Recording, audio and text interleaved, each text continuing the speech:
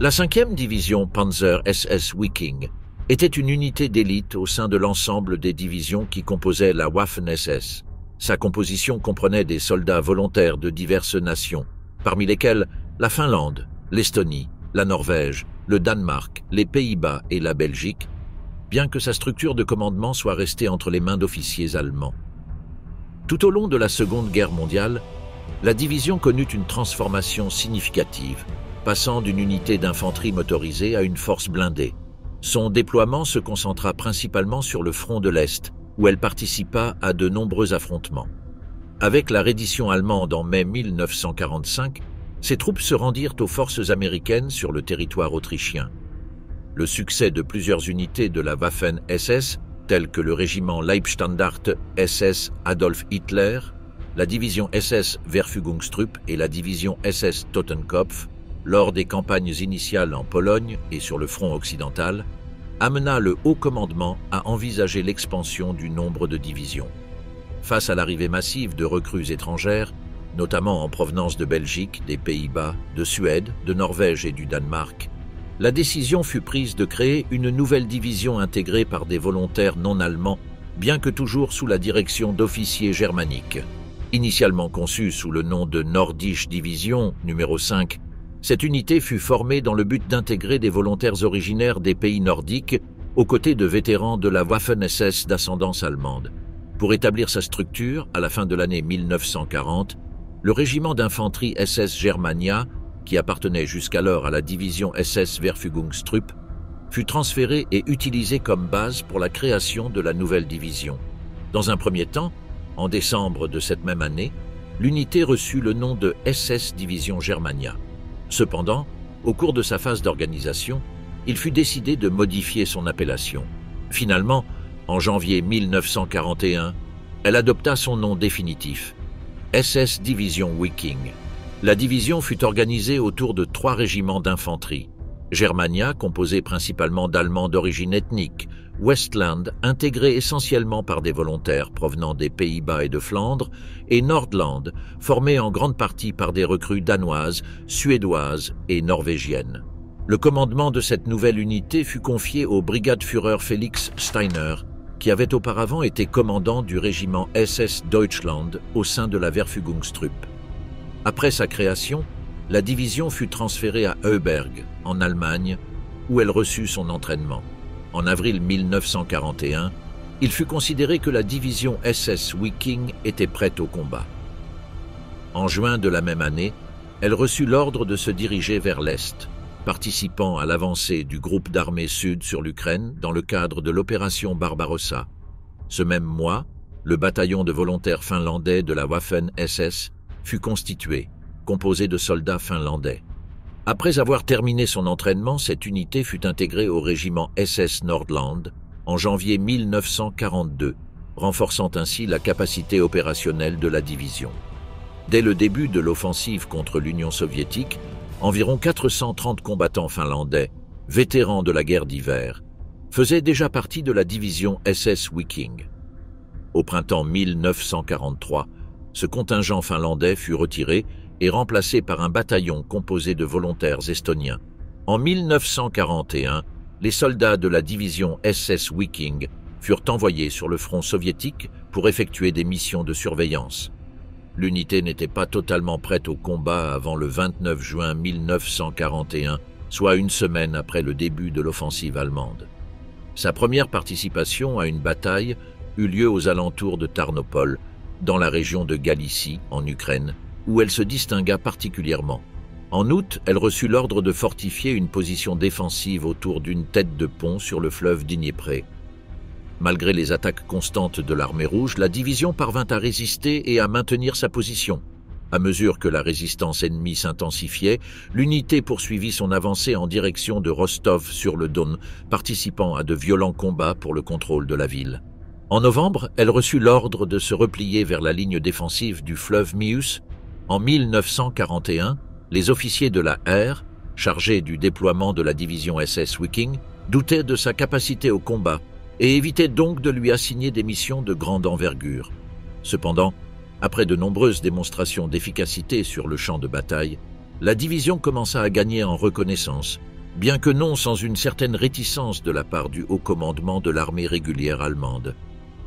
Après avoir réussi à maintenir ses positions pendant l'hiver 1941-1942, la division SS Viking reçut l'ordre de reprendre Rostov-sur-le-Don et d'avancer vers le Caucase, avec pour mission de sécuriser les champs pétrolifères essentiels de la région. Cette offensive, baptisée Opération Maus, s'inscrivait dans le plan stratégique du groupe d'armées sud connu sous le nom de Fall Blau, K-Bleu, dont l'objectif principal était la prise de Stalingrad et des champs pétrolifères de Bakou. Lancés en plein été, les résultats de la campagne dépassèrent largement les prévisions. En l'espace de 6 semaines, l'armée allemande parvint à reconquérir Rostov et toute la région du Don, permettant ainsi à la division SS Viking de pénétrer profondément en territoire caucasien. À la fin du mois de septembre 1942, l'unité reçut l'ordre de lancer un assaut visant à capturer Grozny, une ville de grande importance stratégique. Pour cette opération, elle se coordonna avec la 13e division Panzer, dirigée par le général der Panzertruppen Traugott Herr, afin d'élaborer un plan d'attaque. Cependant, en approchant du fleuve Terek, les forces soviétiques avaient consolidé plusieurs lignes défensives, obligeant la division à affronter une série de positions fortifiées avant de pouvoir atteindre la route géorgienne, une voie cruciale utilisée par les soviétiques pour recevoir des approvisionnements en provenance des États-Unis. Face à cette situation complexe, Félix Steiner divisa son unité en 4 colonnes, chacune ayant des missions distinctes mais un objectif commun: briser la résistance ennemie et ouvrir un passage vers la mer Caspienne. Le régiment SS Nordland devait progresser le long du fleuve Kourp pour prendre Malgobek, tandis que le bataillon Panzer SS Viking, accompagné d'unités du régiment SS Germania, avait pour tâche de percer les défenses principales et d'établir un point d'appui dans la région. De son côté, le régiment SS Westland reçut l'ordre de s'emparer de Sagopchin, tandis que les unités du génie de la division, appuyées par le reste du régiment SS Germania, devaient poursuivre l'offensive le long du Kourp. L'attaque débuta dans la nuit du 25 au 26 septembre 1942, mais l'avancée du régiment SS Nordland fut rapidement stoppée lorsqu'il découvrit que les forces soviétiques non seulement les surpassaient en nombre, mais étaient aussi solidement retranchées dans des positions défensives préparées de longue date. En moins de 30 minutes, près de la moitié des soldats de l'unité avaient été éliminés. Malgré les pertes importantes, la colline assignée comme objectif fut sécurisée, et son commandant, Fritz von Scholz, reçut la croix de chevalier en reconnaissance de son leadership durant la bataille. Le 6 octobre, les troupes de la division SS Viking réussirent à capturer Malgobek, mais le plan visant à prendre la capitale et à ouvrir une route vers la mer Caspienne ne put être mené à bien. Le point le plus proche de Grozny atteint fut la colline 701, sécurisée par les volontaires finlandais du 3e bataillon du régiment SS Nordland. Au cours de toute l'opération, la division subit plus de 1500 pertes et plusieurs unités de combat furent décimées au point de ne compter plus que quelques dizaines d'hommes. Comme s'en souvenait plus tard un vétéran de l'unité, il ne s'agissait plus de compter les morts, mais seulement ceux qui étaient encore en vie. Au début du mois de novembre 1942, la division fut transférée du méandre du fleuve Terek vers le secteur d'Uruk-Alagir pour participer à une nouvelle tentative d'avancée vers l'est, cette fois en direction d'Ordzhonikidze au lieu de Grozny. Son arrivée fut cruciale pour libérer la 13e division Panzer qui était encerclée à Giselle. Après avoir accompli cette manœuvre, l'unité prit une position défensive derrière le fleuve Fiakdon. Pendant ce temps, l'encerclement de la 6e armée à Stalingrad reléguait le Caucase à un théâtre d'opérations secondaires. Lorsque la tentative de briser le siège échoua face à l'avancée soviétique, toute la stratégie allemande dans la région fut compromise. Dans cette situation, la division SS Viking fut l'une des premières unités à être retirée afin de renforcer la retraite de la 4e armée Panzer. À partir du 24 décembre, elle entama son déplacement vers Remontnaya, où elle arriva le 31 du même mois. De là, la division entreprit un repli stratégique à travers Zimovniki, Proletarskaya, sécurisant le pont sur le fleuve Manitch, puis continua par Zelina et Yegorlikskaya jusqu'à atteindre Bataïsk et Rostov. Finalement, le 4 février, elle réussit à s'échapper par la brèche de Rostov. Au cours de la première semaine de novembre 1942, la division fut déplacée de la courbe du fleuve Terek vers le secteur d'Uruk-Alagir dans le but de participer à une nouvelle offensive vers l'est. Au lieu de se diriger vers Grozny, l'offensive fut orientée vers Orjonikidze.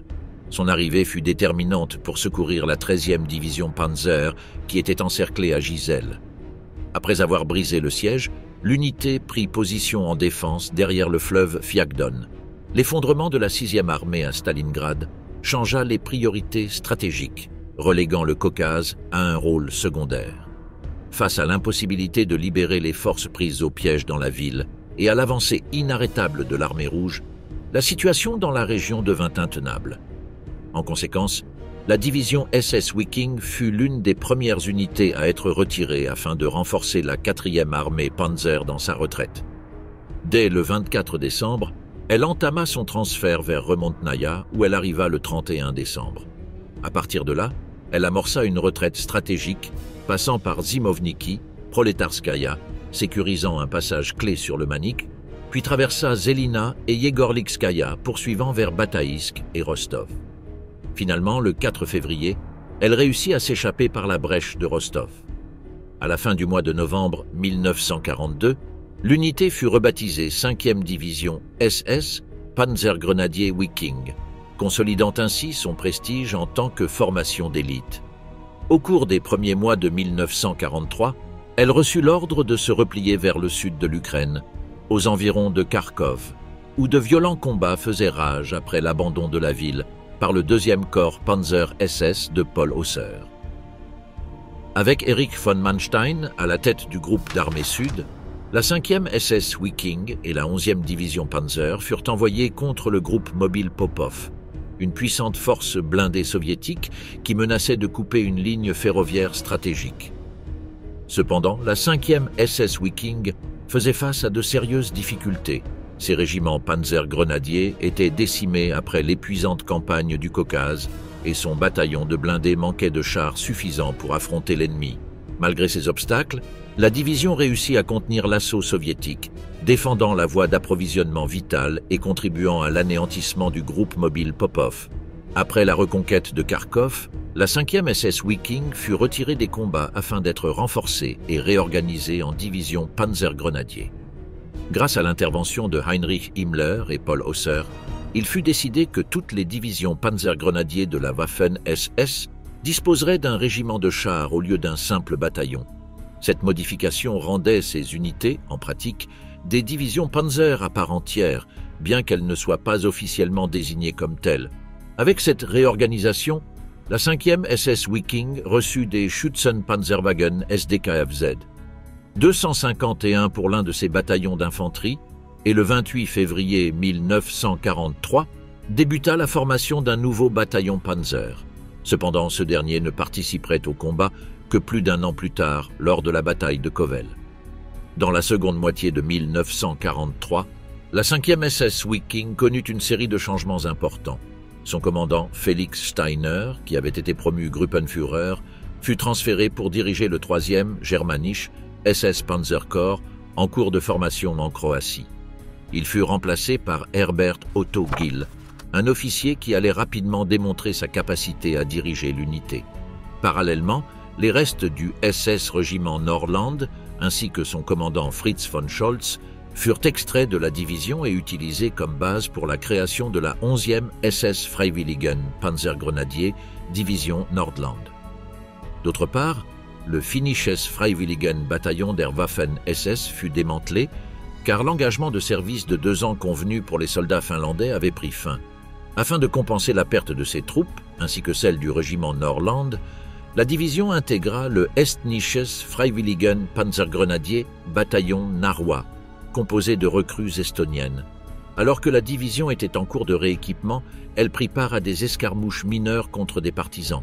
La réorganisation fut achevée fin juin, moment où elle fut transférée à Izium, où, avec la 23e division blindée, elle forma la réserve du groupe d'armée Manstein, en préparation de l'imminente opération Citadelle.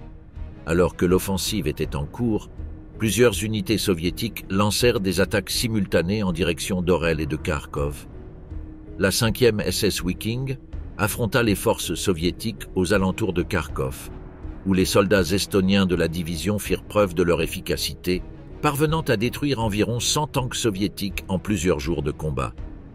Même après l'annulation de l'offensive allemande, la division continua de lutter pour contenir les attaques soviétiques. Plus au sud, sur le front du Mius, une grande offensive soviétique, l'opération Rumyantsev menaçait de percer les lignes allemandes. Pour faire face à cette crise, la 5e SS Wiking fut renforcée par la 3e SS Panzer Grenadier Division Totenkopf et la 2e SS Panzer Grenadier Division Das Reich, envoyée dans le secteur de Mius-Bogodujov, afin de freiner l'avancée soviétique.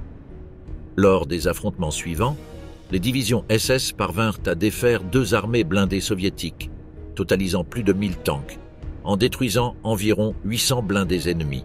Malgré l'intensité des combats, les divisions SS ne disposaient à aucun moment de plus de 50 panzers opérationnels.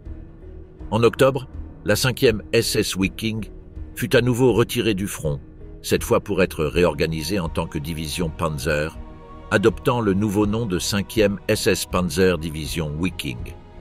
Pour accroître la capacité opérationnelle de la division, on lui attribua l'unité de volontaires wallonne 5e SS Sturmbrigade wallonien, sous la direction de Léon de Grelle.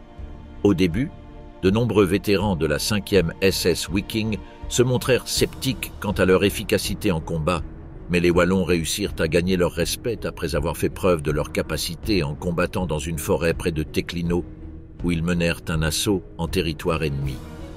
Parallèlement, la création d'un second bataillon Panzer fut ordonnée en Allemagne. Tandis que la 5e SS Wiking combattait à proximité de Teklino, diverses formations blindées de l'armée rouge avançaient sur les flancs du secteur, parvenant à encercler les troupes allemandes des corps Xeli et 11 de l'armée dans la région de Korsun. Lors de la bataille du Bolson de Korsun-Cherkassy, la 5e SS Wiking eut pour mission de contenir les attaques soviétiques dans la zone orientale de l'encerclement. Tandis que le général Wilhelm Stemmermann, commandant des forces allemandes piégées, organisait le mouvement de ses troupes vers l'ouest dans le but de rompre l'encerclement, la 5e SS Wiking, avec la 5e SS Sturmbrigade wallonienne, reçut l'ordre de maintenir la position à l'arrière et de défendre le secteur. Ils résistèrent à plusieurs tentatives soviétiques de percer leur ligne près de Novaya Buda, et après avoir repoussé les assauts ennemis, entamèrent une retraite progressive, se déplaçant en section sous le couvert de la nuit. Lors du passage de l'Enfer, la division fut soumise à un intense feu d'artillerie et à des attaques soviétiques, subissant de lourdes pertes en personnel et en matériel. La 5e SS Wiking fut durement frappée lors des combats de Korsun, mais son commandant, Herbert Otto Gill, resta aux côtés de ses hommes et ne quitta pas la ligne de front jusqu'à ce que les derniers survivants parviennent à s'échapper. Il fut l'un des derniers à traverser le fleuve Gnilwai Tikich vers un territoire sûr. Après la retraite et la réorganisation, la 5e SS Sturmbrigade wallonien fut séparée de la division et réaffectée à d'autres opérations. Après une courte période de repos et de réapprovisionnement, la 5e SS Wiking fut déployée pour renforcer la défense de Kovel, où une puissante offensive soviétique menaçait de prendre la ville. Herbert Otto Gill organisa un périmètre défensif autour de la localité, mais ses forces furent rapidement complètement encerclées par l'armée rouge. Pour briser l'encerclement, des renforts furent envoyés depuis l'Allemagne. Parmi elles, le 2e bataillon du SS Panzer Régiment 5 Wiking, équipé des nouveaux tanks Panther, et le 3e bataillon du SS Panzer Grenadier Régiment Germania, qui avait été renforcé et était pleinement opérationnel. Ces unités formèrent un contingent de secours sous le commandement de l'Obersturmführer Karl Nicolussilek, commandant de la 8e compagnie du 2e bataillon du SS Panzer Régiment 5 Wiking. À la tête de 5 Panthers, Nicolussilek ordonna une attaque immédiate contre les positions soviétiques, avançant avec détermination vers la ville assiégée. Cependant, peu après le début de l'assaut, il reçut un message radio depuis l'intérieur de l'encerclement lui ordonnant de stopper l'offensive et de se replier. Dans un acte de défi, et en prenant le risque d'une cour martiale, il ordonna à son opérateur radio d'ignorer l'instruction et de poursuivre l'opération. Lors de l'avancée, il réussit à ouvrir une brèche dans l'encerclement soviétique, détruisant de nombreux tanks ennemis. Son Panther fut le premier à franchir les lignes soviétiques, action pour laquelle il fut décoré de la Croix de Chevalier de la Croix de Fer. Une fois le corridor sécurisé pour les troupes piégées à Kovel, l'évacuation commença. Contrairement à la retraite de Korsun, cette fois la 5e SS Viking parvint à s'échapper avec la majorité de son équipement et de son armement en état opérationnel. Cuirassée en l'enfer, la 5e SS Viking sur le front de l'Est, 1944. À la fin du mois d'août 1944, la 5e SS Panzer Division Viking reçut l'ordre de se rendre à Modlin, le long de la Vistule, près de Varsovie, pour rejoindre le tout nouveau groupe d'armée Vistule. En collaboration avec la Fallschirmpanzer Division 1er Hermann Göring, l'unité réussit la destruction totale du 3e corps de tanks de l'armée rouge. L'avancée soviétique fut stoppée avec l'éclatement de l'insurrection de Varsovie, ce qui provoqua une période de calme relatif sur le front. Pendant ce temps, à l'intérieur de la ville, le höhere SS und Polizeiführer Erich von dem Barzelewski procéda à la répression brutale de l'insurrection, anéantissant à la fois l'Armia Krajowa et la population civile, laissant Varsovie en ruine. La 5e SS Viking resta dans la région de Modlin pour le reste de l'année, opérant conjointement avec la 3e SS Panzer Division Totenkopf au sein du 4. SS Panzer Corps. Pendant ce temps, Herbert Otto Gill fut promu à la tête du SS Panzer Corps, laissant brièvement la direction de la division entre les mains de l'Oberführer Dr Eduard Deisenhofer. Peu après, le commandement passa au Standartenführer Johannes Mühlenkamp, alors commandant du SS Panzer Régiment 5 Viking. Au cours des derniers mois de l'année, la division affronta de violents combats défensifs dans la région de Modlin. En octobre, Mühlenkamp fut remplacé par l'Oberführer Karl Ulrich, qui resterait à la tête de l'unité jusqu'à la fin de la guerre. En décembre 1944, les forces allemandes encerclées à Budapest, y compris le 9e SS Gebirgskorps, furent complètement cernées. En réponse, le 4e SS Panzerkorps reçut l'ordre de se diriger vers le sud pour rejoindre la 6e armée de Hermann Balck, groupe d'armée Balck, et participer à une opération de sauvetage appelée Opération Konrad. Le 1er janvier 1945, la 5e SS Panzer Division Viking entra en action dans le cadre de l'opération Konrad Ier, combattant aux côtés de la 3e SS Panzer Division Totenkopf. Aux abords de Tata, les forces avancées de la division se heurtèrent aux 4e armée de tanks de la garde de l'armée rouge, déclenchant un combat féroce dans lequel les deux divisions SS détruisirent un grand nombre de blindés soviétiques. En seulement 3 jours, l'offensive parvint à avancer de 45 km à travers un terrain difficile, couvrant plus de la moitié de la distance jusqu'à Budapest. Cependant, les soviétiques renforcèrent leur ligne défensive et parvinrent à contenir l'offensive à Bixke, à seulement 28 km de la capitale hongroise. Voyant l'avancée frustrée, Herbert Otto Gill ordonna le retrait de la 5e SS Viking, la déplaçant vers une position au sud d'Esztergom, près d'un virage stratégique du Danube. Là, le 7 janvier, un second essai pour percer l'encerclement commença. L'opération Konrad II. Malgré des conditions hivernales difficiles, la division avança vers le sud dans le but de libérer Budapest.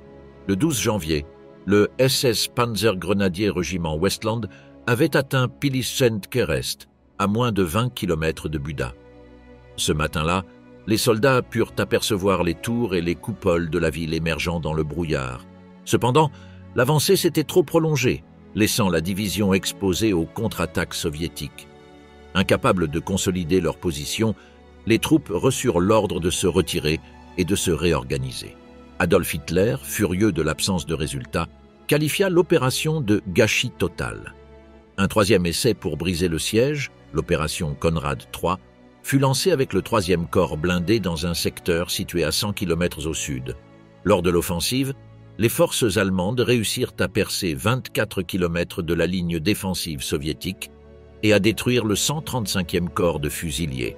Cependant, la réaction rapide de l'armée rouge, qui déploya des renforts supplémentaires, empêcha les Allemands de réaliser une rupture définitive.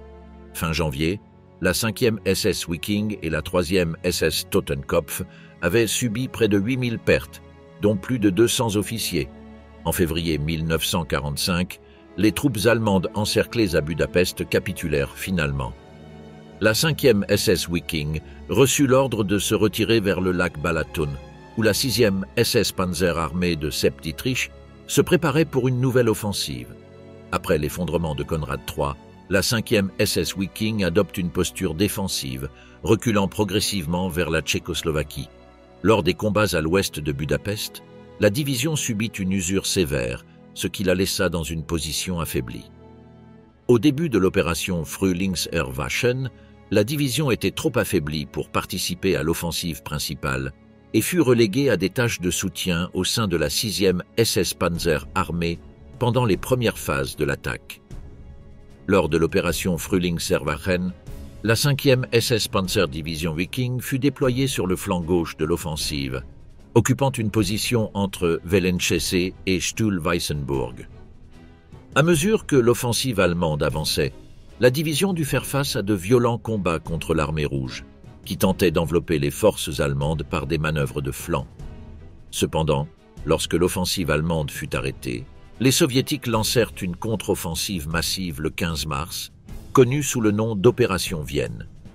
L'attaque se dirigea contre la ligne entre la 3e SS Panzer Division Totenkopf, positionnée au nord de la 5e SS Viking, et la 2e division blindée hongroise, provoquant la rupture du contact entre ces unités.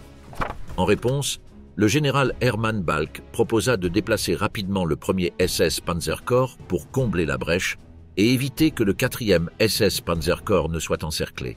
Cependant, l'approbation de Hitler tarda trop et lorsque le mouvement fut enfin autorisé, la situation était déjà critique.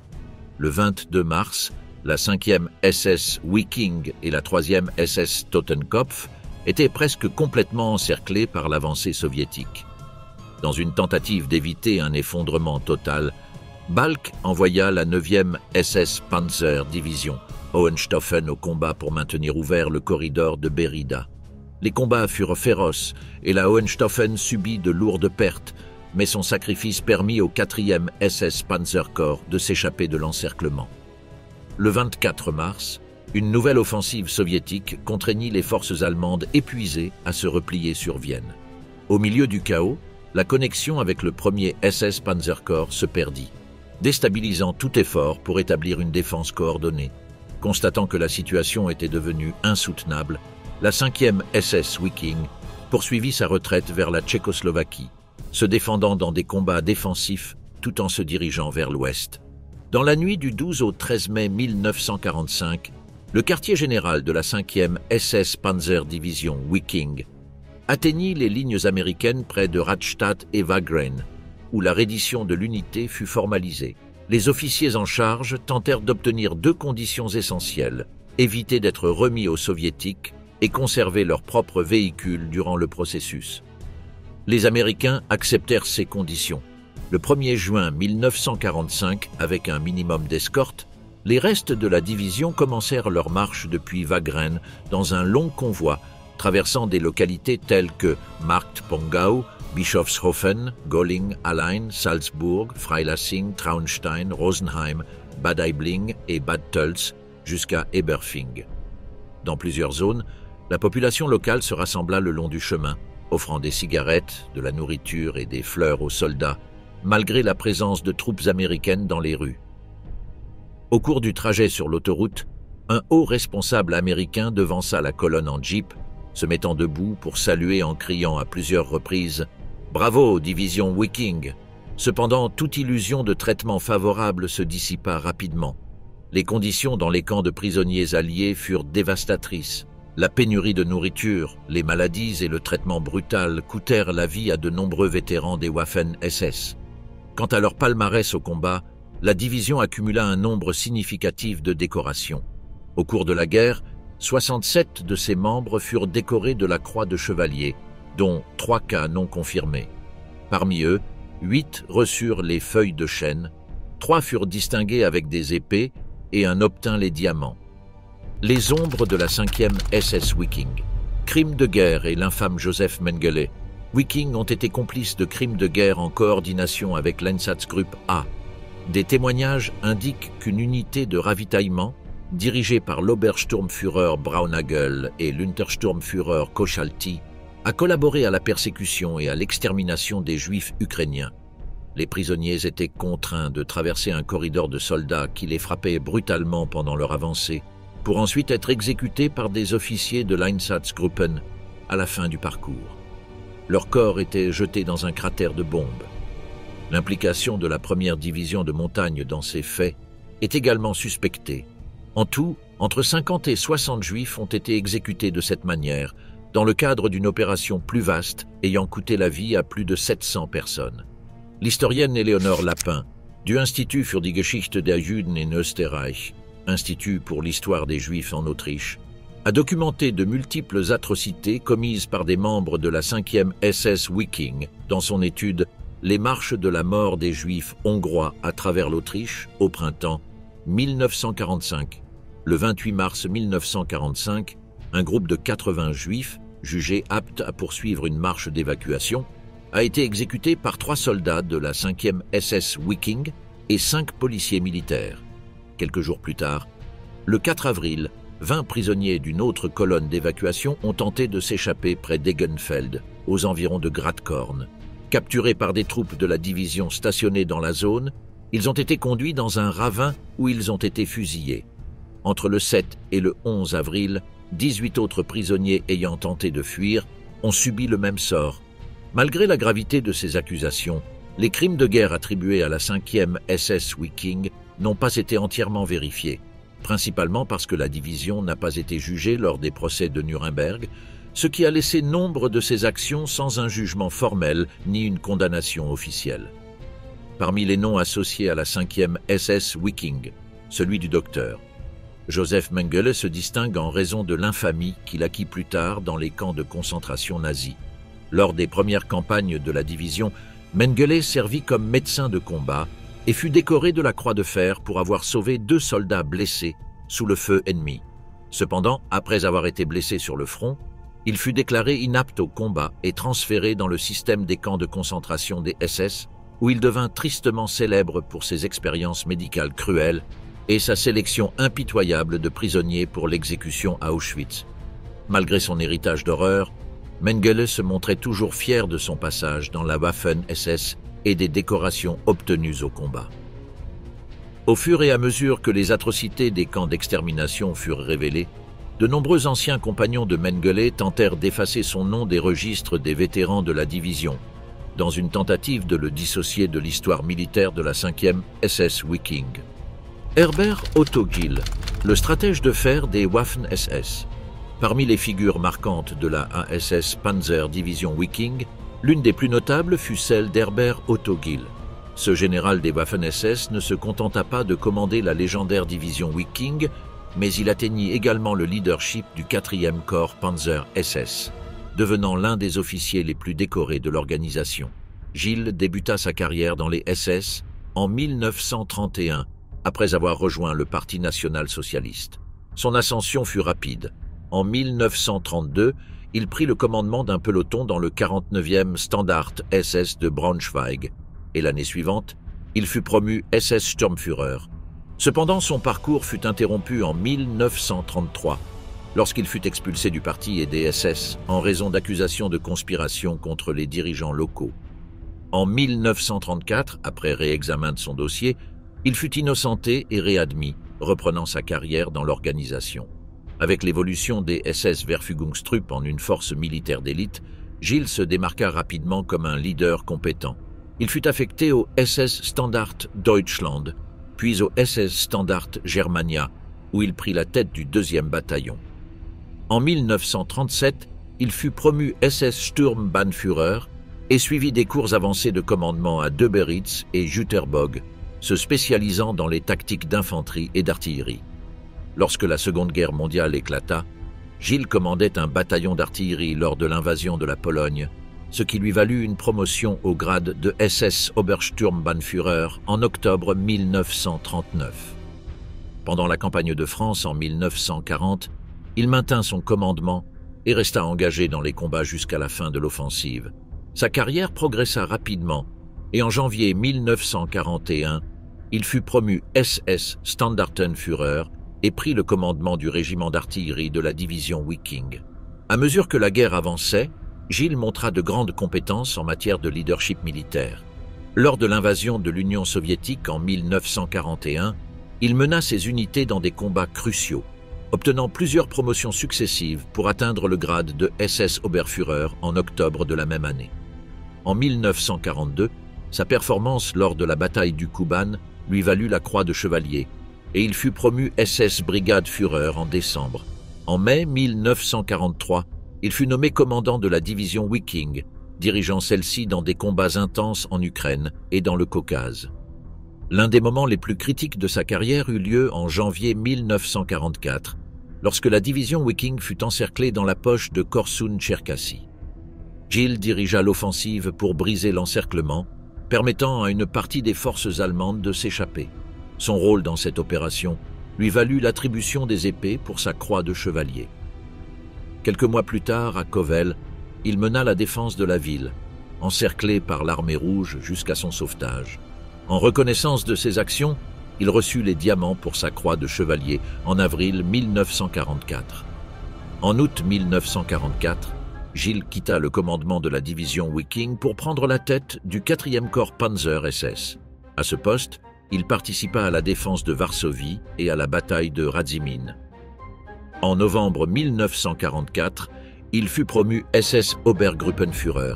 En janvier 1945, son corps d'armée prit part à l'échec de l'opération Konrad, une tentative de libérer Budapest du siège soviétique, ce qui entraîna d'énormes pertes. Plus tard, lors de l'opération Réveil du printemps, ses forces lancèrent une ultime contre-offensive au lac Balaton, mais furent contraintes de se replier. Dans les années 1950, Herbert Otto Gilles s'engagea activement au sein de HIAG, une organisation fondée par des anciens membres des Waffen-SS en Allemagne de l'Ouest, visant à améliorer l'image des anciens combattants et à plaider pour leur reconnaissance légale et leurs avantages économiques. Aux côtés de figures comme Felix Steiner, Otto Kuhm et Paul Hauser, il joua un rôle clé dans la consolidation du groupe. En 1951, Gilles fonda la publication Vikingruf, Appel du Viking, un journal destiné principalement aux vétérans de la division Viking, où étaient abordés des sujets liés à leur passé militaire et à leur situation après-guerre. Le 26 décembre 1966, Herbert Otto Gilles décéda d'une crise cardiaque à Stemmen, près de Hanovre, où il fut enterré au cimetière local. Felix Steiner, l'architecte du pouvoir blindé des Waffen-SS. Felix Steiner est reconnu comme l'un des généraux les plus innovants et stratégiques des Waffen-SS pendant la Seconde Guerre mondiale. Sa carrière a connu une ascension fulgurante grâce à son brillant leadership à la tête du régiment Deutschland, ce qui lui a valu la confiance de Heinrich Himmler, qui lui confia la création de la division Panzer Viking. Né le 23 mai 1896 à Stallupönen, en Prusse orientale, Steiner débuta sa carrière militaire en 1914 en tant que cadet dans le corps des officiers prussiens, juste au début de la Première Guerre mondiale. Son comportement en combat lui valut la croix de fer de première et deuxième classe. À la fin de la guerre, il était déjà Oberleutnant. Après le conflit, il dirigea une unité Freikorps à Memel, en Prusse orientale, avant de rejoindre à nouveau l'armée en 1922. Sa carrière prit une trajectoire rapide, et en 1933, il était déjà major.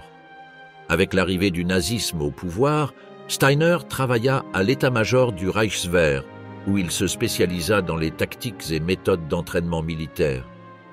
C'est durant cette période qu'il se passionna pour les doctrines des Schutzstaffel, SS, et des Sturmabteilung, SA, notamment le modèle d'entraînement des SS-Verfügungstrupp, SSVT, qui privilégiait une approche plus proche et fondée sur la confiance entre officiers et soldats, contrairement au système rigide traditionnel de l'armée allemande. En 1935, il rejoignit officiellement les SS et prit le commandement d'un bataillon au sein des SSVT. Son efficacité et son leadership lui permirent d'atteindre rapidement le grade de SS Standartenführer, colonel, prenant la tête du régiment SS Deutschland. Au début de la Seconde Guerre mondiale, il était déjà SS Oberführer et continua de commander le régiment. Sa participation remarquée lors de l'invasion de la Pologne et de la bataille de France lui valut la Croix de Chevalier le 15 août 1940. Après la campagne, Himmler choisit Steiner pour superviser la création d'une nouvelle division des Waffen-SS, composée de volontaires venus de l'Europe de l'Ouest et du Nord. Ainsi naquit la division Viking, composée de combattants des Pays-Bas, de Wallonie et des pays scandinaves, dont le régiment Frikorps Danemark. À la tête de la division Viking, Steiner réussit à former une force de combat extrêmement efficace, intégrant des soldats de diverses nationalités et cultures, un défi de taille. Son leadership demeura ferme durant les combats intenses du front de l'Est, de 1941 jusqu'à sa nomination à la tête du 3e corps Panzer SS germanique. Bien que certains historiens aient documenté la participation de cette division à des crimes de guerre et à des massacres de civils, les rapports officiels de la Viking ne mentionnent pas de telles accusations. Steiner avait une position claire vis-à-vis de l'ordre des commissaires. Aucun officier rationnel n'appliquerait un tel ordre. Pour lui, une telle directive allait à l'encontre du comportement idéal d'un soldat, sapait la discipline et n'apportait aucun bénéfice à l'esprit de combat. Même si l'ordre était justifié dans l'idéologie nazie, Steiner affirmait qu'il aurait donné l'instruction à ses troupes de l'ignorer complètement. L'ordre des commissaires était une directive émise directement par Adolf Hitler, ordonnant l'exécution immédiate de tout commissaire politique soviétique capturé sur le champ de bataille. Cette directive entra en vigueur avec le lancement de l'opération Barbarossa le 22 juin 1941. En janvier 1945, Steiner et son 3e corps Panzer SS furent évacués du cercle de Kurland pour renforcer la défense du territoire allemand face à l'avancée de l'armée rouge. Le 3e corps Panzer SS fut intégré au groupe d'armée Vistule et subordonné à la 11e armée Panzer SS récemment formée, bien que celle-ci n'existait que sur le papier. Lorsque les forces soviétiques atteignirent le fleuve Oder, le 11e armée Panzer SS se dissout et le 3e corps Panzer SS fut transféré à la 3e armée Panzer comme réserve stratégique durant l'offensive finale sur Berlin. Durant la bataille de Halbe, l'un des premiers grands affrontements de l'offensive soviétique, le général-oberst Gotthard Heinrici, commandant du groupe d'armée Vistule, ordonna le transfert de la majorité des divisions sous le commandement du 3e corps Panzer SS au 9e armée allemande, dirigée par le général der Infanterie Theodor Buss. Steiner fut toujours l'un des commandants favoris de Hitler, qui admirait sa capacité à résoudre les tâches rapidement et efficacement. Sa loyauté envers les Waffen-SS, plutôt qu'envers le traditionnel corps d'officiers prussiens auquel appartenaient la plupart de ses collègues, fit de lui une figure clé au sein du haut commandement nazi. Même Joseph Goebbels loua sa détermination dans une entrée de son journal, datée du 1er mars 1945. C'est un homme énergique, d'une clarté absolue dans chacune de ses actions. Chaque mission qui lui est confiée est réalisée avec une totale implication et engagement. Le 21 avril 1945, le premier front biélorusse, dirigé par le maréchal Zhukov, rompit les défenses allemandes aux hauteurs de Seelow, ouvrant la voie à Berlin. Pris de panique, Hitler ordonna à Steiner de lancer immédiatement une contre-offensive avec les unités désorganisées sous son commandement, connu sous le nom de Armee Abteilung Steiner, détachement de l'armée Steiner. En pratique, ce détachement n'était rien de plus qu'un corps d'armée avec des ressources extrêmement limitées, bien loin d'une force offensive efficace. Le plan de Hitler consistait à ce que Steiner attaque le flanc nord de la brèche ouverte par les soviétiques, tandis que la 9e armée de Theodor Buss avancerait depuis le sud pour tenter d'encercler les forces de Zhukov dans un mouvement de pince. Cependant, Steiner informa Heinrici que ce plan était totalement irréalisable. La 5e division Jäger et la 25e division Panzergrenadier étaient en position défensive et ne pouvaient quitter leur ligne avant l'arrivée de la 2e division navale pour les remplacer, ce qui retardait toute action offensive. En conséquence, Steiner n'avait à sa disposition que 2 bataillons de la 4e division SS Polizei, mais ceux-ci manquaient d'équipement adéquat et étaient insuffisants pour mener une opération de cette envergure. D'après le témoignage de Steiner, Heinrici contacta par téléphone le général der Infanterie Hans Krebs, chef d'état-major de la haute commandement de l'armée allemande, Oberkommando des Heer, OKH, pour l'informer que le plan d'attaque ne pouvait pas être mis en œuvre. Heinrich demanda à parler directement à Hitler pour lui expliquer la situation, mais on lui répondit que le Führer était trop occupé pour prendre l'appel. Le 22 avril 1945, lors d'une réunion avec son état-major, Hitler comprit enfin que Steiner ne lancerait pas l'offensive qu'il attendait. Furieux, il éclata dans une violente crise de colère, blâmant ses généraux pour la défaite imminente de l'Allemagne. À ce moment, il proclama sa décision de rester à Berlin jusqu'à la fin et de se suicider au milieu des ruines de la capitale du Reich. Ce même jour, le général-lieutenant Rudolf Holst reçut le commandement des rares forces de Steiner encore en état de combattre et reçut l'ordre de participer à une nouvelle tentative désespérée pour percer le cercle soviétique autour de Berlin. Selon ce plan, Holst attaquerait depuis le nord, tandis que le général der Panzertruppe Walter Wenck avancerait depuis l'ouest et Theodor Buss depuis le sud. Cependant, comme prévu, l'opération fut un échec complet. Les troupes allemandes, épuisées, désorganisées et avec le moral au plus bas, ne réalisèrent aucun progrès significatif. Le 27 avril 1945, les forces soviétiques, avançant depuis le nord et le sud de Berlin, se rencontrèrent dans le secteur occidental de la ville, scellant définitivement son destin. Après la capitulation de l'Allemagne, Steiner fut capturé et emprisonné jusqu'en 1948. Il fut conduit devant les tribunaux de Nuremberg, mais toutes les accusations à son encontre furent rejetées faute de preuves, ce qui entraîna sa libération. Dans ces dernières années, il se consacra à l'écriture de ses mémoires et de plusieurs ouvrages sur la guerre. Felix Steiner mourut le 12 mai 1966. Freikorps, Danemark. Les volontaires danois dans les Waffen-SS. Le Danemark a occupé une position unique au sein de l'Europe sous domination allemande. Bien qu'il ait été envahi par la Wehrmacht lors de l'opération Weserübung les 8 et 9 avril 1940, il a réussi à conserver son propre gouvernement, bien que celui-ci ait fonctionné sous la supervision militaire allemande. Après le début de l'opération Barbarossa le 22 juin 1941, lorsque l'Allemagne lança son offensive contre l'Union soviétique, le Danemark rompit ses relations diplomatiques avec Moscou et signa le pacte anti-Comintern, ce qui l'aligna automatiquement en état de guerre contre l'URSS. Le 20 avril 1940, tant au Danemark qu'en Norvège, il fut annoncé le recrutement de volontaires scandinaves pour former une nouvelle unité appelée le régiment Norrland, destinée à servir au sein des forces armées allemandes. Les jeunes Norvégiens et Danois, âgés de 17 à 23 ans, furent encouragés à s'enrôler pour une période minimale de 2 ans. Dans le cadre de cet accord, ceux qui s'enrôlaient obtenaient automatiquement la citoyenneté allemande, avec les mêmes droits et privilèges qu'un Reichsdeutsche, citoyen allemand natif. Initialement, environ 200 Danois répondirent à l'appel.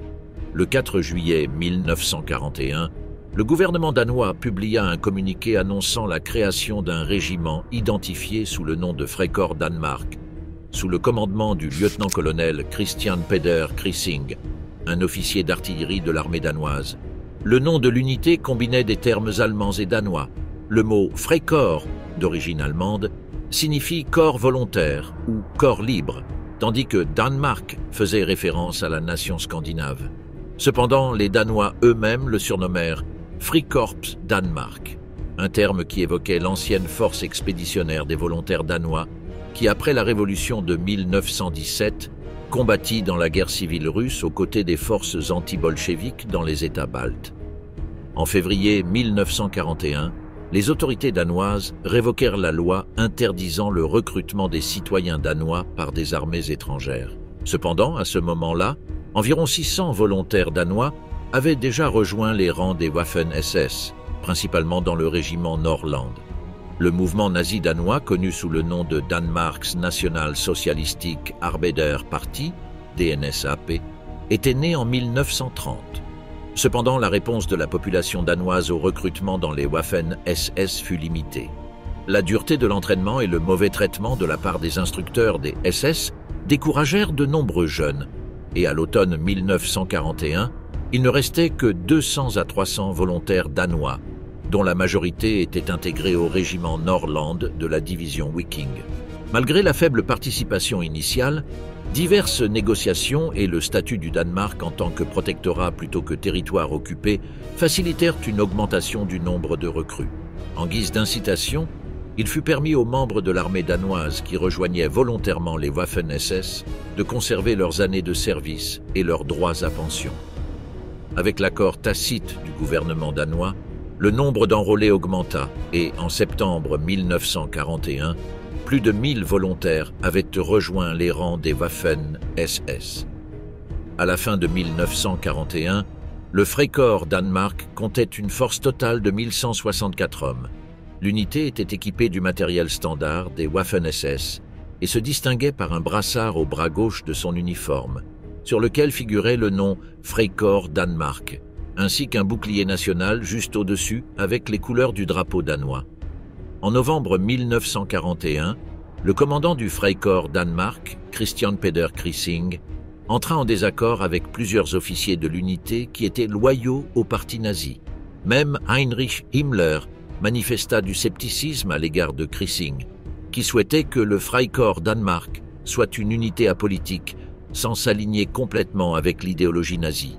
Malgré la pression croissante au Danemark pour que le FD adopte une posture plus politique et nazie, la situation culmina avec le voyage de Crissing à Berlin avec son fils, Jens Crissing, où on lui offrit la possibilité de démissionner de son poste et de retourner au Danemark ou d'être transféré à un régiment d'artillerie des Waffen-SS. Crissing choisit la deuxième option. Après ce conflit, le SS Hauptsturmführer Knud Borge Martinsen fut nommé commandant temporaire du FD par Himmler et resta en poste jusqu'en février 1942. Ce mois-là, Christian Friedrich von Schalburg, qui avait servi dans la 5e division Panzer Grenadier SS Wiking en Russie, spécifiquement dans le régiment Germania, fut désigné comme le nouveau commandant du Freikorps Danemark. En mai 1942, l'unité de volontaires danois dénommée Freikorps Danemark fut déployée sur le front oriental pour renforcer la division Totenkopf, qui était en pleine lutte défensive dans la région de Demyansk. Son commandant, le SS Sturmbannführer Christian Friedrich von Schalburg, ancien leader du DNSAP, tomba au combat durant ces opérations. En juin 1942, après la prise soviétique de Vassilievtchina, le Freikorps Danemark reçut l'ordre de récupérer la ville, ce qu'il réussit après de violents combats contre l'armée rouge qui bénéficiait du soutien aérien et blindé. Malgré la reconnaissance de ses performances au combat, l'unité subit d'énormes pertes. En août 1942, seulement 22% de sa force initiale était en état de combattre. Après un bref séjour au Danemark pour se rétablir, les vétérans du Freikorps furent accueillis par des huées plutôt que des honneurs, ce qui témoignait du rejet d'une grande partie de la population danoise envers leur participation à la guerre. En décembre 1942, l'unité fut envoyée à nouveau sur le front, cette fois dans la région de Veliki Luki, où elle affronta de violentes attaques des forces de sécurité interne du NKVD. La pression soviétique obligea les Danois à se retirer temporairement, bien qu'ils reprennent leur position le jour suivant, au prix de lourdes pertes. En janvier 1943, l'armée allemande entama une retraite générale de la zone, ce qui permit aux forces soviétiques de reprendre le contrôle. Par la suite, le Freikorps Danemark fut déplacé vers le nord, où il participa à la destruction des positions ennemies à Tahiti. En mars 1943, l'unité fut envoyée à Greifenwald, en Allemagne, et finalement dissoute en mai de la même année. Comme signe distinctif, les volontaires danois portaient autour du cou de leur uniforme les couleurs de leur drapeau, combinées avec les symboles runiques des SS. De plus, ils portaient un bouclier avec les couleurs nationales et un brassard sur lequel figurait le nom de l'unité. Les volontaires danois formèrent un bataillon composé de 1164 hommes qui combattirent sur le front oriental. Sa participation la plus notable a eu lieu lors du siège de Demyansk, où ils ont combattu aux côtés de la 3e division SS Totenkopf. Parmi eux, le 24e régiment SS, dirigé par Per Sorensen, un lieutenant de l'armée danoise qui s'est enrôlé volontairement dans les Waffen-SS en raison de son fort rejet du communisme. Après avoir terminé sa formation à l'école des officiers des SS à Bad Tölz, il est réintégré dans la Légion danoise. Sorensen a joué un rôle crucial dans les combats de Demyansk, où il a perdu 160 de ses 200 hommes, mais a réussi à maintenir les positions qui lui étaient assignées, résistant à plusieurs attaques soviétiques. Le 16 juillet 1942, conscient de la situation critique, il a contacté son commandement pour les informer que ses forces étaient à bout, mais il a assuré qu'il défendrait la position jusqu'au bout. Le lendemain, ses troupes ont fait face à une attaque féroce d'un bataillon soviétique soutenu par des blindés. Malgré la pression accablante, alors qu'il semblait qu'ils ne pourraient plus résister, les forces russes ont fini par se retirer. Après sa brillante performance sur le front de l'Est, Sorensen a été envoyé à Berlin dans les derniers jours de la guerre. Lors des combats les plus intenses dans la capitale allemande, il a dirigé la défense d'une station de tramway où il a trouvé la mort. Alors qu'il tentait de grimper sur un poteau pour identifier les positions ennemies, un tireur d'élite soviétique l'a abattu, mettant fin à sa vie. Ces hommes, malgré la situation désespérée et sous les incessants bombardements soviétiques, ont pris un moment pour rendre hommage à leur chef. Il a été enterré au cimetière de Plötzensee, où reposaient d'autres combattants danois et allemands de la division Norrland. La cérémonie d'adieu a eu lieu avec solennité. Le sergent Hermann a prononcé un discours en son honneur, suivi de 3 salves de la garde. Un à un, Allemands et Danois sont passés près de la tombe, jetant une poignée de terre en signe de respect. Une auxiliaire de l'artillerie de la Luftwaffe a placé un bouquet de fleurs sur la sépulture. Le Freikorps Danemark, sous le commandement de Christian Frederick von Schalburg, a opéré avec le soutien du gouvernement danois, qui a fourni des financements et un soutien logistique. Cependant, à la fin de la guerre, de nombreux membres de l'unité ont été jugés pour trahison. Les autorités danoises ont officiellement déclaré que ceux qui s'étaient enrôlés devaient avoir compris que le gouvernement avait agi sous pression, en permettant la formation du Freikorps Danemark et en signant le pacte Anti-Comintern. Anti-Comintern. En mars 1943, le Freikorps Danemark, FD, était déjà au bord de la dissolution. Les batailles intenses sur le front de l'Est avaient laissé un grand nombre de pertes et seuls quelques soldats danois ont remplacé les tombés. Le moral au Danemark avait considérablement changé et la plupart ne croyèrent plus à une victoire allemande. En conséquence, le FD a été retiré de la ligne de front et envoyé dans les villages de Medkovo et Lisiovo pour se réorganiser. Le 26 mars, le régiment est parti en train vers le terrain d'entraînement de Grafenwöhr, près de Nuremberg, mais une de ses compagnies de réserve a été retenue à Bobruisk pour effectuer des opérations contre les partisans jusqu'au 1er mai. Le 6 avril, le FD a été informé qu'il serait dissous et que ses effectifs seraient transférés dans un nouveau régiment. Le 6 mai, le régiment 24 Danemark, ou SS Freiwilligen, Panzer Grenadier Régiment 24 Danemark a été formé officiellement et il s'intégrera plus tard dans la 11e division Panzer Grenadier SS Nordland. Le 20 mai, le FD a participé à un défilé à Grafenwöhr avant sa dissolution définitive. Le Freikorps Danemark avait existé en tant qu'unité pendant près de 2 ans.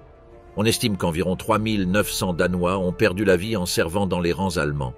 Beaucoup sont tombés au combat, d'autres ont été capturés par les soviétiques et un nombre important de survivants sont retournés au Danemark, où ils ont été jugés pour trahison, collaboration avec l'ennemi et d'autres accusations. Le gouvernement danois s'est désintéressé de la situation, arguant que les volontaires auraient dû savoir que les décisions d'autoriser la formation du FD et de signer le pacte Anti-Comintern avaient été prises sous des pressions extérieures. Parmi les prisonniers qui sont tombés entre les mains des soviétiques, le dernier est revenu au Danemark en 1955. Christian P. Krissing a été arrêté et condamné à 8 ans de prison, bien qu'après avoir fait appel, sa peine ait été réduite à 4 ans. D'autre part, Knud Borge Martinsen a été condamné à mort et exécuté après la guerre. Cette sentence a finalement été annulée par le Parlement danois 30 ans plus tard. Les officiers de l'état-major du FD ont été condamnés à des peines de 4 à 5 ans de prison, tandis que le reste des officiers a été condamné à 3 ans. Les sous-officiers et soldats ont été condamnés à des peines d'environ 2 ans.